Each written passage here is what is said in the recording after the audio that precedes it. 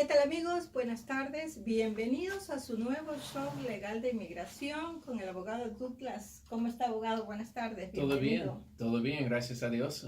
Buenas tardes amigos. Como siempre, gracias a Progreso Hispano y a la revisión también por brindar este servicio tan importante a la comunidad. Aquí estamos ya casi cada semana para contestar sus preguntas, sus dudas sobre la ley de inmigración. Como se sabe, se va cambiando la ley de inmigración cada día y por eso ya siempre yo como abogado recibimos muchas preguntas y ya por medios del canal de YouTube y Facebook hemos recibido preguntas también sobre la ley de inmigración y aquí estamos para contestar sus preguntas, sus dudas. Así es, amigo, conéctese en vivo si aún no lo ha hecho y escriba su pregunta en el post publicado aquí sobre este programa para el día de hoy. Vamos a comenzar contestando las preguntas de las personas que nos han hecho llegar sus inquietudes a través de nuestro canal de YouTube, a través del Facebook mismo. Gracias por enviarnos esas preguntas y el abogado gustosamente les contestará. Comenzaremos contestando la pregunta de María Luna Bolaños, que dice lo siguiente. Buenos días, abogado. Una persona hace 6 meses puso sus huellas. No ha recibido nada todavía. ¿Cuánto tiempo dura ese proceso? Gracias, muy amable.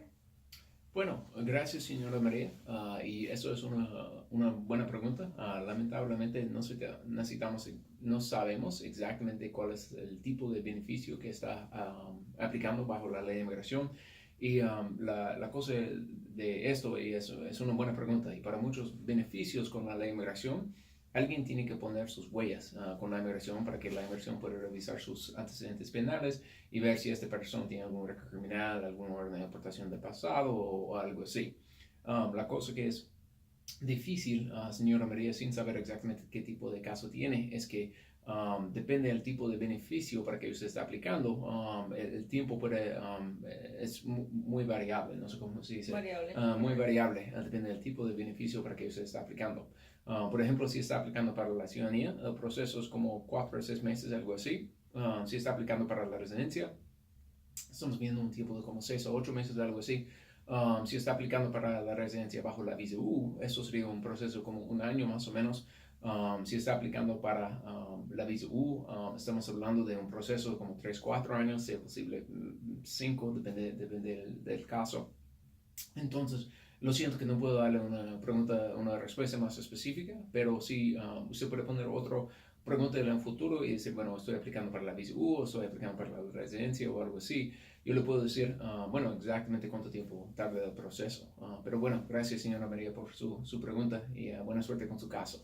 Gracias, abogado. Y como lo acabó de manifestar el abogado, necesitamos por favor un poquito más de detalles para que él pueda responder mucho mejor sus inquietudes. Y como siempre, mi respuesta también, no sé señora María si usted aplicó para este beneficio con un abogado, pero recomiendo que usted hable si tiene abogado, hable con su abogado para preguntarles, bueno, cuánto tiempo exactamente más va a durar el proceso. Gracias a José Lara, que está en vivo en estos momentos. Comenzaremos contestando su pregunta también, que dice lo siguiente. Hola, buenas tardes. Soy residente por medio de asilo y soy de Honduras. Quisiera saber si puede afectarme si hago un viaje a México cuando aplique para la ciudadanía. Muchas gracias. Bueno, gracias, señor Jorge, por José, lo siento. Gracias, señor José, por su pregunta. Y eso es una muy buena pregunta y qué bueno que está preguntando antes de viajar. Muchas veces los clientes no me preguntan hasta cuando han viajado y me dicen, bueno, abogado, hay un problema si yo viajé para este país o algo así. Qué bueno que está preguntando antes de viajar. Pero bueno, en general, si alguien tiene el asilo, no es un problema o si tienes la residencia bajo el asilo, no es un problema viajar fuera de los Estados Unidos. Y por ejemplo, si dijo... Él es de Honduras y quiere viajar a México. Perfecto. Normalmente no hay ningún problema si alguien tiene residencia bajo asilo para viajar para el país que no es su país de ciudadanía, su país de origen. Entonces, en este caso, para él que es de Honduras, para viajar para México, no hay ningún problema. De mi experiencia y bajo la ley no hay ningún problema. Lo que sería un problema es que si usted es de Honduras, si usted solicitó el asilo de Honduras y usted con la residencia bajo el asilo regresa para Honduras, posiblemente el gobierno va a intentar reabrir su aplicación de asilo y quitar su residencia y decir que usted puede regresar para Honduras y nunca debía de haber aprobado su aplicación de asilo. Entonces, algo muy, muy importante, y espero que, bueno, todos la gente que tiene el asilo o la residencia bajo el asilo me escuchen, que pueden viajar para otro país, pero no pueden regresar para su país hasta cuando a lo menos tienen la ciudadanía de los Estados Unidos. Y yo he visto casos en que alguien en esta situación ya viajó para Honduras y la inmigración está intentando quitar su residencia porque, bueno, si puede viajar ahora para Honduras, puede intentar, bueno, mejor que nunca había aprobado su aplicación de asilo. Claro, porque supuestamente vienen huyendo de sus países, correcto. porque tienen persecución, sí. los van a matar y todo eso, ¿no? Sí. Sí, correcto. Gracias, abogado. Eso es una buena pregunta. José Espinosa pregunta lo siguiente: ¿cuánto tarda el proceso de ciudadanía en North Carolina? Bueno, gracias, señor José, por su pregunta. Lo bueno es que el proceso para la ciudadanía en Norte Carolina es más rápido que otros estados. Hay dos oficinas de la inmigración aquí en Norte Carolina, uno que queda cerca de Raleigh en Durham, en la parte más este del estado, otro que queda aquí en Charlotte, que está en el oeste. Ahora, desde cuando manda la aplicación para la ciudadanía hasta cuando tiene la entrevista para la ciudadanía, y si todo está aprobado después, la ceremonia de la juramentación para la ciudadanía, es un proceso que está tardando entre como 4 y 8 meses más o menos. Normalmente aquí en Charlotte, más como 5 o 6 meses, algo que es, bueno, bien rápido bajo la ley de inmigración, pero me imagino un proceso de entre como 4 y 8 meses, depende de las cosas de la inmigración. Gracias, abogado.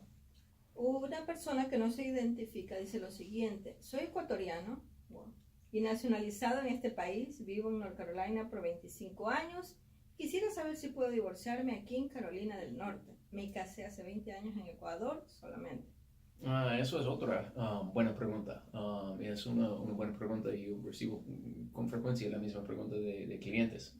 ¿De otros países? Sí, de otros países. Y eso siempre es una pregunta.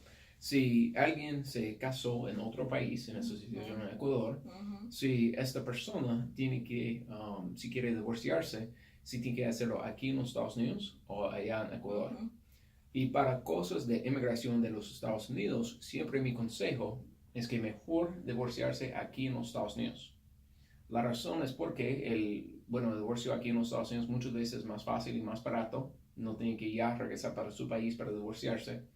La segunda razón es porque a veces la inmigración no reconoce, no sé cómo se dice, la inmigración que dice que no es válido el divorcio en su país si usted no estaba viviendo en su país en este momento. Para que la Corte de Ecuador pueda tener la jurisdicción para el divorcio, usted muchas veces tiene que estar viviendo en Ecuador o Colombia o cualquier país que es la persona. Entonces, mi consejo siempre es que hace el divorcio aquí en los Estados Unidos, pero la pregunta que es tan difícil es que yo no sé, porque no soy abogado de Ecuador, todavía algún día si Dios permite, no sé, pero porque no soy abogado de Ecuador, no puedo decirle sí o no el divorcio aquí en los Estados Unidos es válido en Ecuador. Entonces, para cosas de Ecuador, si alguien algún día tiene ganas de regresar para Ecuador y casarse de nuevo, posiblemente para casarse en Ecuador, ellos van a decir que su divorcio de los Estados Unidos no es legítimo, usted tiene que divorciarse aquí en Ecuador también, antes de casarse de nuevo.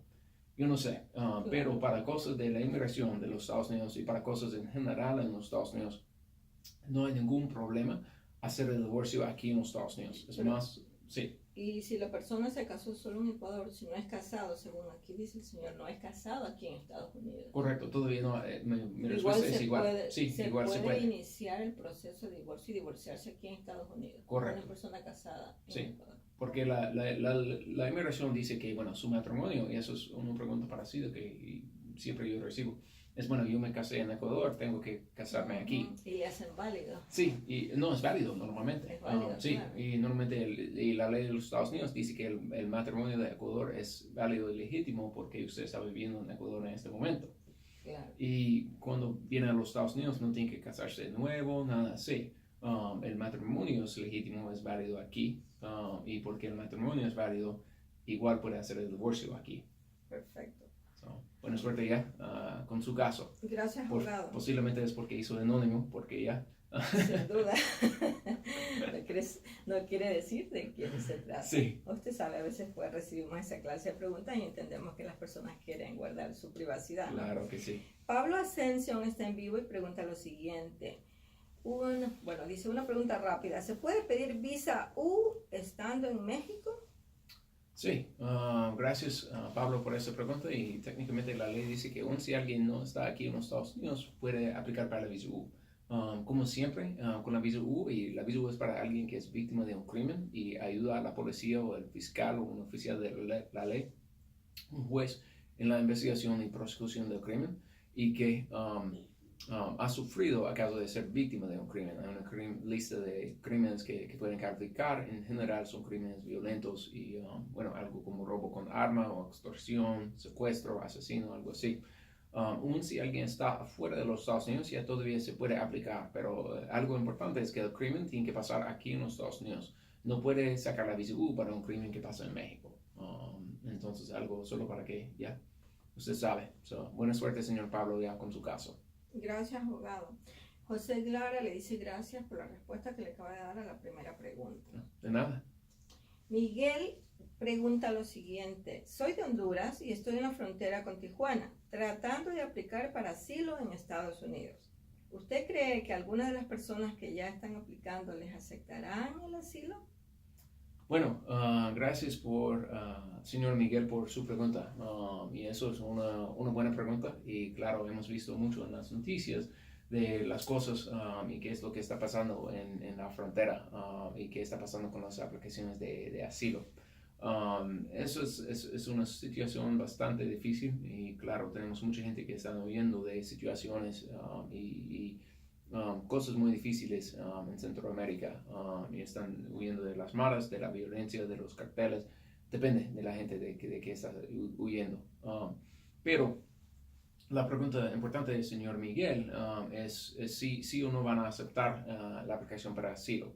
Y es algo que a veces tengo que hablar con clientes sobre dos palabras diferentes. Hay una diferencia entre aceptar la aplicación y aprobar la aplicación.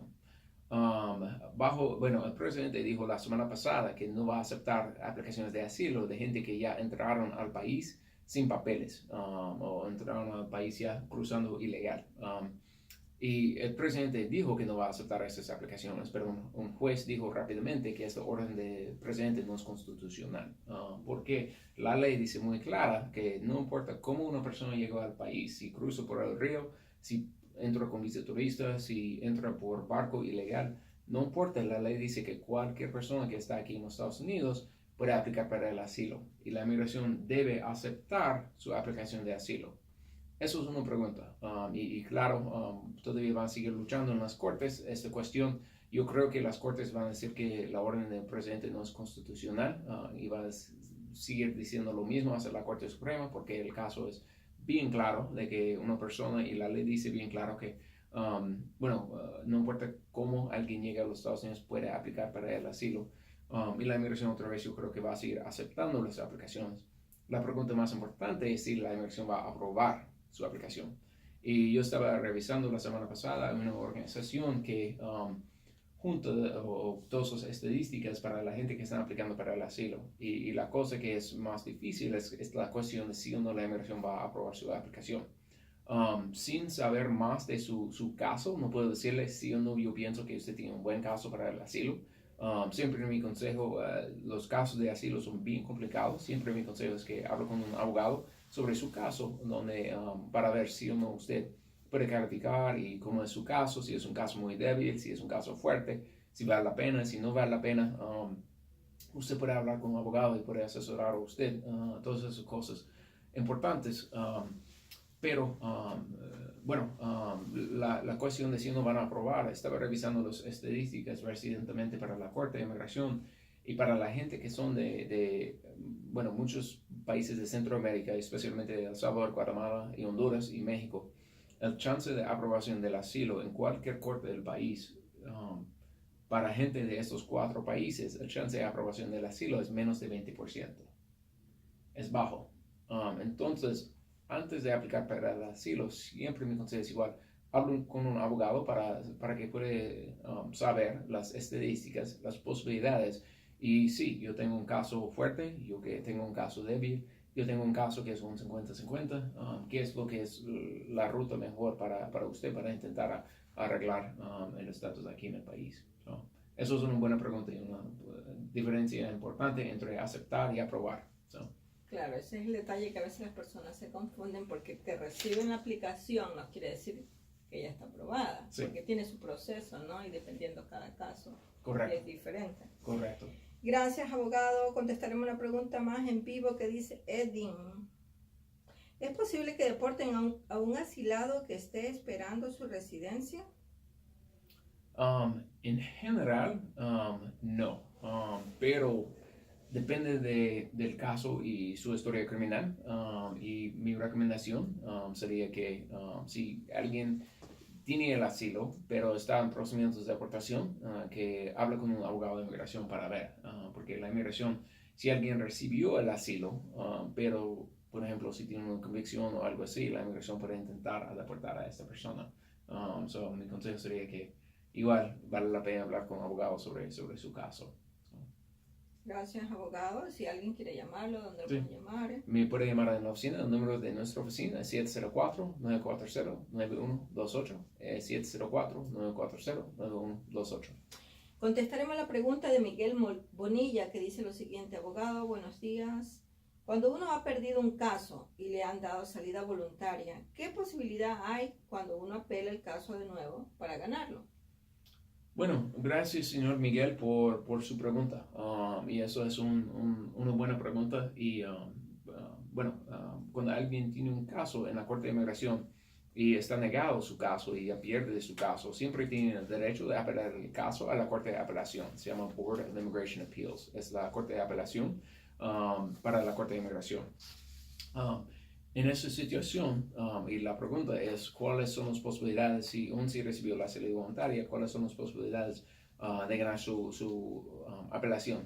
Y la cosa que es difícil, yo no sé exactamente las estadísticas igual, los números de cuál es el porcentaje de apelaciones que están aprobados. Yo necesito buscar esa información para que yo pueda saberlo. Pero siempre hay posibilidades de ganar una apelación, pero sin saber más de su caso, yo no sé cuáles son las posibilidades. So eso es una buena pregunta y lo siento que no tengo una respuesta más segura. Pero todo es posible. Sí, todo es posible, nunca se sabe. So, Gobierno actual. y eso es algo igual, si por ejemplo usted aplicó para algo en la Corte de Inmigración, está negado y recibió la salida voluntaria, antes de apelar, vale la pena hablar con un abogado para ver, bueno, mejor que no hago nada o mejor que yo hago la apelación.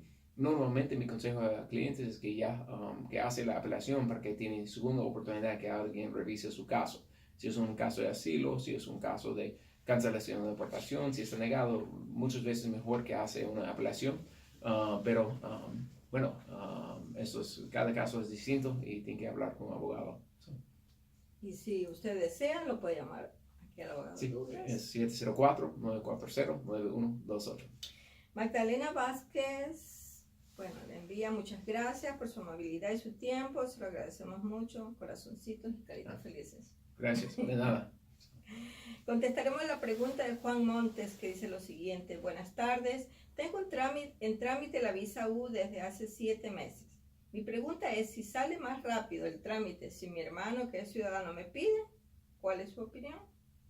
Bueno, gracias señor Juan por su pregunta. Y como habíamos hablado un poquito de la visa U antes, la visa U ya es para alguien que es víctima de un crimen y que ayuda al fiscal, la policía, un juez en la investigación y prosecución del crimen. Y es un crimen ya que califica y ha sufrido también a causa de lo que pasó. Para recibir la visa U, lo bueno de la visa U es que ya puede recibir el estatus por algo malo que ha pasado. Lo malo de la visa U es que la espera es bien larga. Ahora para recibir un permiso de trabajo bajo la visa U, está tardando como, 7, no 7, lo siento. Está tardando como 4 o 5 años, algo así. Y ahora el señor Juan ha estado esperando 7 meses, va a tener que esperar ya mucho tiempo más. Pero la buena pregunta de él es si su hermano, que es ciudadano de los Estados Unidos, si su hermano haga una petición para el señor Juan, si eso va a borrar el proceso para la visa U para el señor Juan. Y desafortunadamente esto no va a borrar el proceso. Y ahora la espera para recibir la residencia por ruta de un hermano que es ciudadano de los Estados Unidos, depende de qué país es la persona, puede ser 10, 25 años, es una espera muy larga. Muchas veces clientes me preguntan, bueno, yo tengo un hermano que es ciudadano, ¿vale la pena de hacer una petición para mí si la espera es tan larga? Unos clientes deciden que sí, que vale la pena de meter la petición por ruta de su hermano, porque cuando hablan de la reforma migratoria, hablan de terminar esta categoría para hermanos de ciudadanos de los Estados Unidos. Y nunca se sabe qué es lo que va a pasar en el futuro. Y, por ejemplo, si señor Juan, si la visa está negado y tiene que regresar para su país, posiblemente mejor que tiene una opción para arreglar la residencia del futuro por ruta de su hermano. Entonces, es algo que desafortunadamente si su hermano haga una petición para usted, esto no va a apurar no va a ser más rápido. No va a salir más rápido su proceso, pero bueno, es una buena pregunta. O sea, posiblemente para él sea mejor quizás el trámite de la visa U, a pesar Correcto. de que la visa U siempre usted manifiesta de que se está demorando bastante tiempo. Sí. Pero al otro lado también puede seguir por las dos rutas al mismo tiempo. Entonces, se puede aplicar al mismo tiempo. Correcto. Puede tener una visa pendiente y su hermano puede hacer una solicitud para usted también. Eso es algo muchas veces la gente piensa que solo puede hacer una ruta u otra. En esa situación ya puede tener los dos pendientes. No hay problema. Oh, no hay problema. No hay problema. El problema es el money. Sí, sí. Gracias. Siempre la pregunta más importante. ¿Cuánto me va a costar? Siempre. Así es. Contestaremos una pregunta de Juan Herrera que dice lo siguiente. Soy ecuatoriano y ciudadano americano y vivo en Charlotte por más de 35 años. Me gustaría traer de visita a mi sobrino, soltero y de 50 años de edad. A él le negaron una visa de estudiante que le tramité hace como 20 años. ¿Cuál es su consejo para poder lograr ese deseo mío? Bueno, gracias señor Juan por esa pregunta. Y es una buena pregunta. Y bueno, de empezar siempre yo digo a clientes, la cosa más difícil de la visa turista es que está casi 100% en las manos, en la discreción del oficial de la inmigración que encuentra en la embajada el día de la cita. Esos oficiales tienen mucha discreción y a veces yo digo, clientes me preguntan cuál es la posibilidad de que aprueben la visa turista en esa situación. Y yo digo que el chance es más de 1%, pero menos del 99%. Y no sé dónde cae entre los dos, porque depende muchas veces del oficial. Pero en esa situación, señor Juan, mi recomendación sería que usted da a su sobrino una carta de invitación, una carta de usted explicando que, bueno, quiero que él viene de visita para 2 semanas. Quiero que él yo tengo este trabajo, yo soy dueño de mi casa, yo estoy ganando un buen dinero, yo voy a pagar para todos los gastos de mi sobrino cuando él viene a los Estados Unidos. Y también vale la pena de que su sobrino cuando va a la entrevista que trae cualquier papel mostrando que él va a regresar para Ecuador. Por ejemplo, si tiene un trabajo en Ecuador, una carta de su trabajo, o si tiene propiedades en Ecuador, pruebas de que tiene ya propiedades en Ecuador, porque la cosa más importante para la visa turista es que tiene que mostrar que va a venir a los Estados Unidos y no va a trabajar, y segundo, que va a regresar para su país cuando termina su visita. Y bueno, aunque negaron la visa estudiante hace 20 años, ya todavía es elegible para la visa turista. Eso no me preocupa. ¿Y qué pasa si esa persona no tiene un trabajo allá porque ya es una persona mayor de 50 y tantos años? Y todavía la inmigración puede aprobar la visa turista. Sí, todavía podría. Solo va a necesitar ya. Y es algo también que yo creo que vale la pena hablar con un abogado antes de la entrevista para prepararse un poquito, para saber cómo voy a explicar lo que yo quiero hacer. Y eso es la cosa. Pero la cosa que yo dije al comienzo, que siempre es lo más difícil, es que, bueno, los oficiales en las embajadas tienen mucha discreción de aprobar o negar las aplicaciones para las visas turistas. Ellos son los que la niegan, sí, o le aprueban a una sí. persona, según como le ven a uno la cara a veces. Sí. Usted sabe que ellos tienen mucho de psicología y pues estudian el comportamiento de la persona que está face to face con ellos. Sí. Gracias, abogado. Contestaremos otra pregunta de alguien que no se ha identificado, que dice lo siguiente. ¿Cómo queda el estatus de un turista si se queda en el país después de los 6 meses que le dio inmigración de estadía? Bueno, gracias por esa pregunta y eso es una buena pregunta y desafortunadamente en esa situación, si alguien entra, por ejemplo, en la visa turista y la visa turista es válido para 10 años hasta 2028, si entra y la inmigración le da un permiso de 6 meses para quedar y usted queda después de los 6 meses, desafortunadamente en este momento queda indocumentado, queda bajo la ley lo que se llama ilegal y empieza a acumular lo que se llama presencia ilegal. El problema es que si, por ejemplo, se venció el 1 de junio su permiso bajo la visa turista y usted queda hasta el 1 de junio del próximo año, todo ese tiempo sin papeles, indocumentado, y usted sale del país, usted tiene un castigo de 10 años para regresar a los Estados Unidos. Entonces, eso es algo muchas veces la gente no sabe, es que si usted queda para más de 180 días indocumentado aquí en los Estados Unidos, y sale del país, tiene un castigo de 3 años para regresar a los Estados Unidos. O si queda más de un año, más de 365 días aquí, indocumentado dentro de los Estados Unidos, y sale del país, va a tener un castigo de 10 años para regresar. Entonces, algo bien importante. Y muchas veces la gente no sabe cuando vienen con visa turista que si quedan para más tiempo que es permitido por el permiso, entonces bueno, no tiene como estatus legal aquí. Eso es una buena pregunta. Gracias, abogado. Bueno, amigos, aún tenemos unos minutos para poder contestarles preguntas que ustedes pueden postearlas aquí en nuestro Facebook Live, siempre a la orden para ayudarlos en sus preguntas e inquietudes de inmigración. ¿Algo más, abogado, que usted quisiera acotar al respecto de lo último que hay sobre las leyes de inmigración?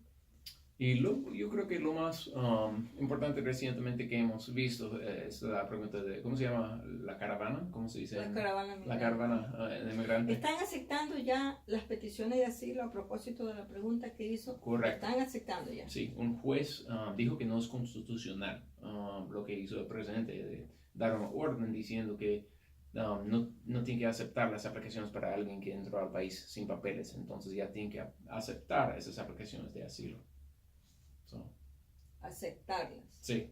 Recibirlas. Sí, recibirlas. Eso y de ahí viene lo más duro, la aprobación. La aprobación, correcto. Ponderación. De ahí viene lo más duro. Sí, y todavía, bueno, yo sé que habíamos hablado hace unas semanas sobre el TPS. Lo bueno es que a lo menos para la gente de El Salvador, Nicaragua, creo que todavía estamos esperando para ver lo de Honduras. Honduras, sí, un juez, porque un juez dijo que la acción del presidente de determinar el TPS para gente de El Salvador, Nicaragua y creo que Haití también dijo que eso no es constitucional, que van a seguir y bueno, lo bueno para la gente de Nicaragua es que por el momento van a recibir una extensión automática de su permiso de trabajo, entonces por el momento no tiene que aplicar para un nuevo permiso de trabajo, simplemente puede imprimir la página de USCIS mostrando que dieron una extensión automática del TPS para los nicaragüenses y ya puede aplicar para renovar, o bueno, puede ya tener su estatus legal para trabajar. Gracias. Contestaremos la última pregunta de Mónica Arias Salado, que está en vivo. Gracias, Mónica, por estar conectada con nosotros. Dice lo siguiente: mi pregunta es relacionada con la ciudadanía de mi hijo. Él llegó acá hace 2 años como residente. Ahora tiene 13. ¿Cuánto puede él solicitar la ciudadanía? Y desafortunadamente, él no puede aplicar para la ciudadanía hasta cuando cumple los 18 años. La ley dice que para aplicar para citizenship, alguien tiene que cumplir los 18. Si él llegó acá hace 2 años como residente, ahora tiene 13. Claro, llegó entonces a los 11 años de edad. No puede aplicar hasta que no sea. Sí, hasta cuando tiene 18 años. Pero lo bueno es que él va a tener los 5 años como residente y ya puede aplicar después de los 18. Sí. Gracias. Anita Wong pregunta lo siguiente. Gracias, Anita. Mi esposo es residente de Estados Unidos. Quisiera saber qué probabilidades hay de que él nos pueda pedir a mi hijo y a mí. Okay. Bueno, Anita, por esta pregunta, y para esta situación, para esta pregunta va a depender mucho cómo usted entró al país, cómo su esposo arregló la residencia, y si usted quiere, usted puede llamarnos en la oficina al 704-940-9128, al 704-940-9128, para poner una consulta para ver cuáles son las posibilidades para que su esposo hace una petición y arregla la residencia para usted y su hijo. So, gracias por esa pregunta. ¿Y aún tiene la primera cita gratis? Sí, la primera cita Así ya que es no le gratis. van a cobrar Sí. la primera cita. Mónica Arias dice, ok, abogado, muchas gracias por su respuesta. De nada. Y esto ha sido todo por hoy, señores. Muchísimas gracias por estar conectados con nosotros y por enviarnos sus preguntas. Y si tienen más preguntas, pueden ponerlas y colocarlas aquí en este post. En la próxima show de inmigración les estaremos respondiendo su pregunta. Gracias, abogado. Bueno, gracias a usted y gracias como siempre por brindar ese servicio tan importante a la comunidad. Gracias al Progreso Hispano y a la revisión también. So, Gracias. que tengan buena noche.